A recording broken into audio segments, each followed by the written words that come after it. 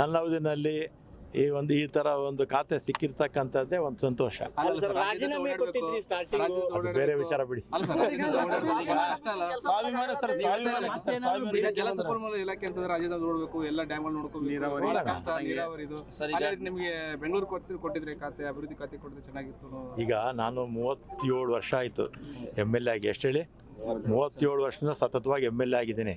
First ರಾಜ್ಯದ ಹಣಕಾಸು ಸಚಿವನಾಗಿದ್ದೆ, state minister, industries minister ಆಗಿದ್ದೆ, APMC ಮಿನಿಸ್ಟರ್ ಆಗಿದ್ದೆ, ಎಜುಕೇಷನ್ನಲ್ಲಿದ್ದೆ, ಬೆಂಗಳೂರು ಡೆವಲಪ್ಮೆಂಟಲ್ಲಿದ್ದೆ, ಟ್ರಾನ್ಸ್ಪೋರ್ಟ್ ಇದ್ದೆ, ಆಮೇಲೆ ಹೋಮ್ ಇದ್ದೆ, ಮತ್ತು ಮುಜರಾಯಿ, ಮತ್ತು ಟ್ರಾನ್ಸ್ಪೋರ್ಟು.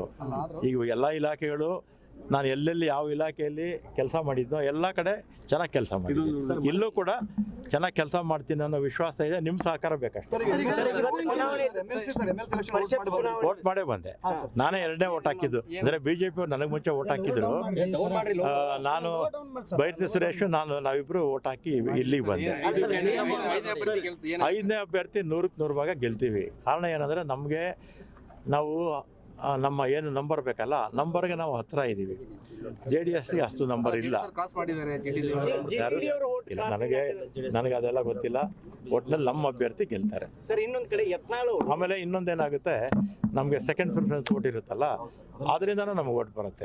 ನಾವು 135 ಜನ ಇರೋದ್ರಿಂದ ಸೆಕೆಂಡ್ ಪ್ರಿಫರೆನ್ಸ್ ವೋಟಲ್ಲಿ ನಮಗೆ ಬೆನಿಫಿಟ್ ಇದೆ. ಅದರಿಂದ ನಾವು ಗೆಲ್ತೀವಿ ಅಂತ ಹೇಳೋದು. ನ್ಯೂಸ್ ಫಸ್ಟ್, ನಿರ್ಭೀತಿಯಿಂದ ನಿಮ್ಮ ಪರವಾಗಿ.